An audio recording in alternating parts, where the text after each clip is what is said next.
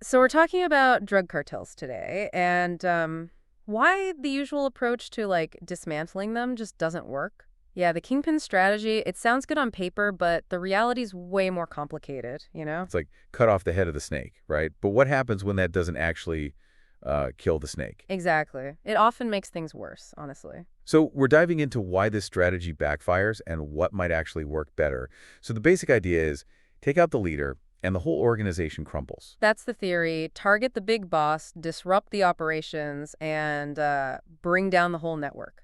But this paper argues that it's not that simple, right? Not at all. That's a deeply flawed approach, I think. So what's the real world impact of taking out these kingpins? Increased violence, for one. When a leader is removed, it creates a power vacuum. And everyone rushes to fill it. Exactly. It leads to infighting, fragmentation, and a whole lot of chaos. The paper mentions the Hydra effect. Yeah, you chop off one head, two more grow back. It's crazy. So instead of one big cartel, you get a bunch of smaller, more aggressive groups. And these smaller groups often diversify into other crimes like kidnapping and extortion. It all boils down to economics, right? Absolutely. As long as there's a demand for drugs, there will be a supply. Killing a leader doesn't change that fundamental equation. It just creates an opportunity for someone else to step in and take over. It's like a revolving door. The paper also points out the problem of corruption within the Mexican state. Cartels don't operate in a vacuum.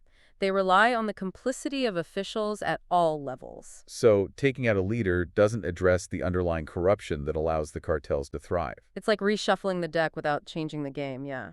The narco culture is deeply embedded in many Mexican communities. In areas where the government has failed to provide basic services, cartels often step in. They provide jobs, build roads, and even run schools. For many young people, joining a cartel is the only viable path to social mobility. It's sad, really. The militarization of the conflict has also backfired. It's led to the rise of paramilitary wings within the cartels. They're using military-grade weaponry and sophisticated tactics. It's created a Darwinian environment where only the most violent organizations survive. The focus on leaders creates a false sense of progress. Arrests and takedowns make for good press conferences, but they don't solve the underlying problem. It siphons resources away from more effective strategies. Like strengthening the judiciary, improving local policing, and investing in public health. You know, the stuff that actually matters. So what's the solution?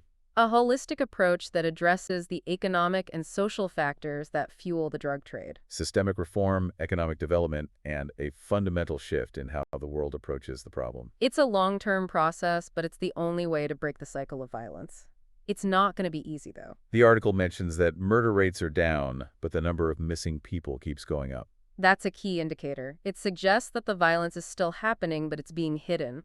People are disappearing without a trace. It's a grim reminder of the cartel's power and reach. It's terrifying. A third of Mexican territory is under the de facto control of narco groups. In some areas, you have to get permission from the local capo to do business. It's like they're running a parallel government. And the official government is often powerless to stop them.